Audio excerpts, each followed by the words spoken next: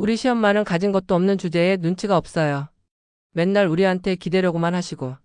정미야, 내가 무시하던 내가 가진 게 이 정도다.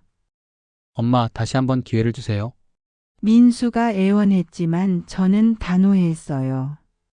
저는 평생 시장에서 단칸방에 살던 시어머니였습니다. 며느리는 저를 가난하다며 구박했지만 사실 저는 10억이 넘는 자산가였죠.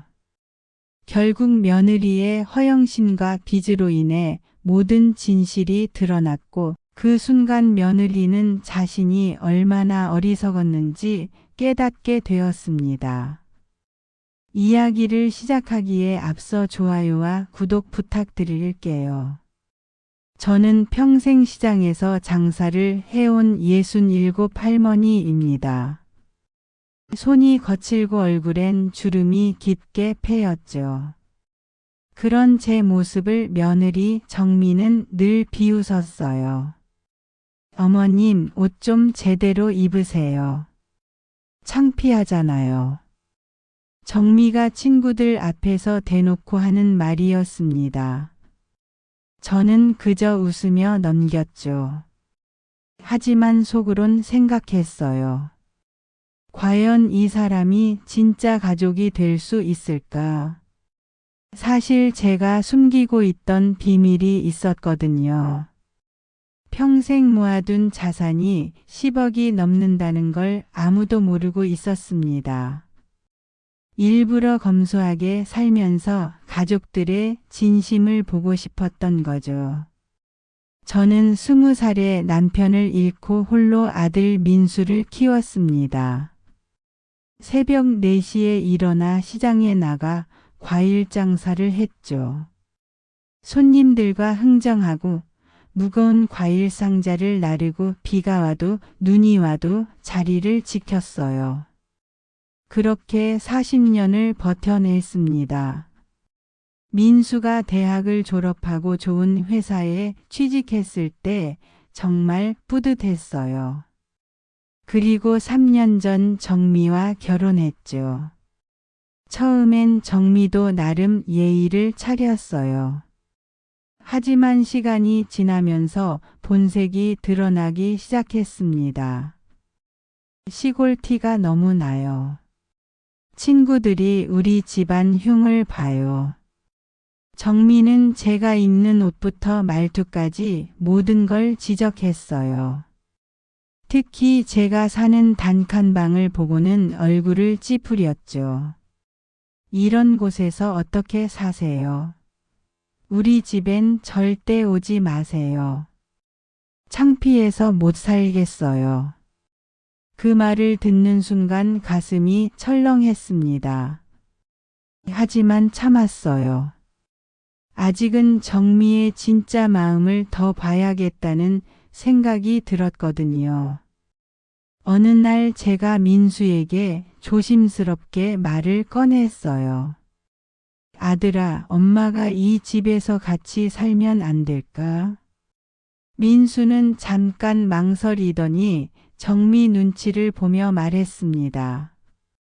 엄마, 집이 좁아서 그런데 조금만 더 기다려 주세요.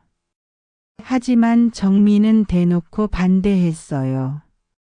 안 돼요. 저희도 신혼인데 시어머니랑 같이 살 순 없어요. 그뿐만이 아니었습니다. 친척들이 모인 자리에서 정미는 더욱 심하게 굴었어요. 우리 시엄마는 가진 것도 없는 주제에 눈치가 없어요. 맨날 우리한테 기대려고만 하시고. 모든 친척들이 듣는 앞에서 하는 말이었습니다. 제 얼굴이 화끈거렸지만 그냥 웃어 넘겼어요. 민수는 어머니를 두둔하기는커녕 고개만 숙이고 있더군요. 그 순간 확신했습니다. 이 며느리는 진짜 가족이 될 수 없는 사람이라는 걸요. 정미는 명품 가방을 들고 다니며 자랑하기 바빴어요. 백화점 VIP 카드를 꺼내며 친구들에게 과시하기도 했죠. 저희는 해외여행도 자주 다녀요. 작년엔 유럽 3개국을 돌았거든요. 그러면서 저를 보며 비아냥거렸습니다. 가난한 집안 출신은 우리 이미지에 맞지 않아요. 친구들한테 소개하기도 부끄럽고. 정미의 말에 민수도 점점 영향을 받기 시작했어요. 예전엔 일주일에 한 번씩 안부 전화를 하던 아들이 한 달에 한 번으로 줄었죠. 그마저도 형식적인 인사뿐이었습니다. 엄마 바쁘니까 전화 짧게 할게요. 차가워진 아들의 목소리에 마음이 아팠지만 참았어요. 언젠가는 알게 될 거라고 생각했거든요. 정미는 더욱 노골적으로 저를 무시했습니다. 시어머니는 교육을 제대로 못 받으셔서 상식이 부족해요.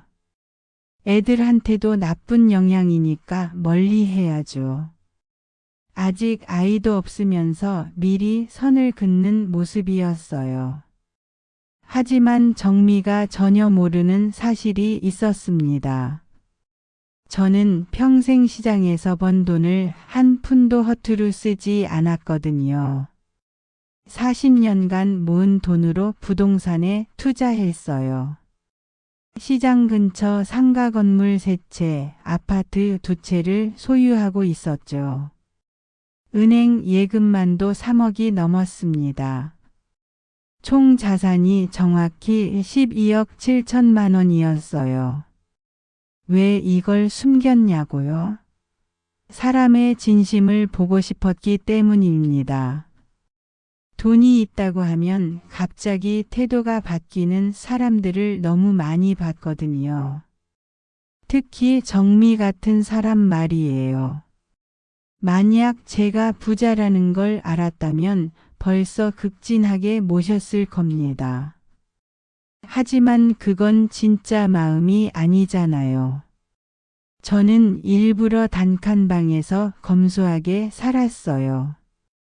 낡은 옷을 입고 시장에서 할인하는 반찬을 사 먹었죠. 모든 건 정미의 본성을 확인하기 위해서였습니다. 매달 임대료 수입만 800만 원이 들어왔지만 없는 척했어요. 며느리가 어떤 사람인지 정확히 알고 싶었거든요. 그런데 어느 날부터 민수가 심각한 표정으로 전화를 걸어왔어요. 엄마 큰일 났어요. 정미가 카드 빚을 너무 많이 냈어요. 정미의 과소비가 문제였습니다. 명품 가방, 해외여행, 고급 레스토랑. 매월 카드값만 500만 원이 넘었다고 하더군요. 빚이 3천만 원이 넘어요. 이자도 감당이 안 돼요. 민수의 목소리에서 절망이 느껴졌습니다. 하지만 정미는 여전히 제게 책임을 돌렸어요. 당신 엄마가 도와줄 돈이라도 있나요? 가난뱅이 주제에 기대하지 마요. 심지어 이런 말까지 했다고 하더군요. 시어머니 때문에 우리가 창피당하고 있어요. 진짜 도움도 안 되면서 눈치나 보세요. 그 순간 결심했습니다. 이제 진실을 말해야겠다고요. 저는 민수와 정미를 제 단칸방으로 불렀어요. 정미는 마지못해 따라왔죠.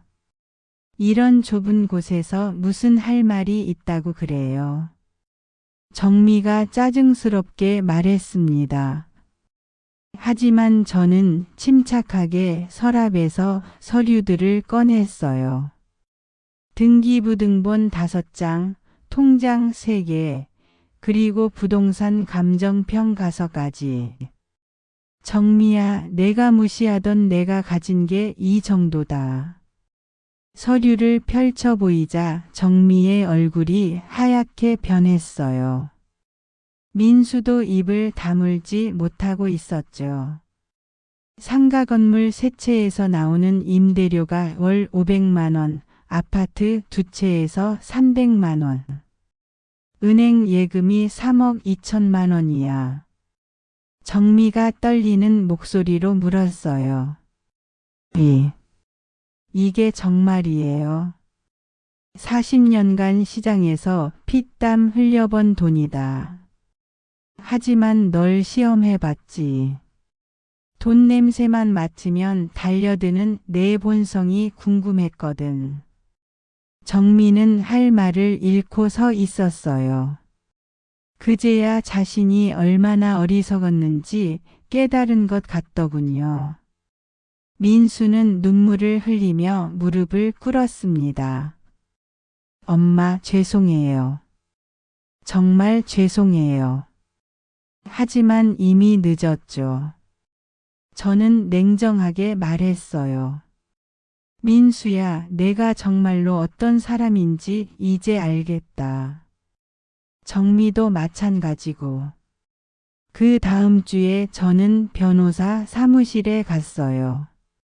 유언장을 다시 썼습니다. 민수에게는 재산의 절반만 상속하기로 했어요. 나머지는 사회에 기부할 예정이죠. 그리고 정미에게는 단 한 푼도 주지 않기로 했습니다. 엄마, 다시 한번 기회를 주세요. 민수가 애원했지만 저는 단호했어요. 기회는 이미 3년 동안 충분히 줬다. 내가 선택한 길이니 책임져라. 결국 민수와 정미는 이혼했습니다. 정미는 빚더미에 앉아 홀로 남게 됐죠. 명품 가방도 해외여행도 이제는 꿈도 못 꾸는 처지가 되었어요. 저는 정미에게 마지막으로 이런 말을 해줬습니다. 사람을 가난으로 판단하는 자는 끝내 진짜 가난을 맛보게 된다. 내가 그 증명이야. 이제 저는 홀로 편안하게 살고 있어요. 민수도 반성하고 있는 것 같습니다. 일주일에 2번씩 안부 전화를 하며 용서를 구하고 있거든요. 돈은 사람의 본성을 드러내는 거울 같은 거예요. 정미는 그 거울 앞에서 자신의 추한 모습을 보게 된 거죠.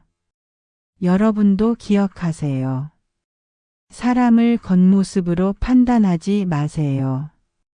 진짜 부자는 마음이 부한 사람입니다. 돈만 밝히는 사람은 결국 모든 걸 잃게 되어 있어요.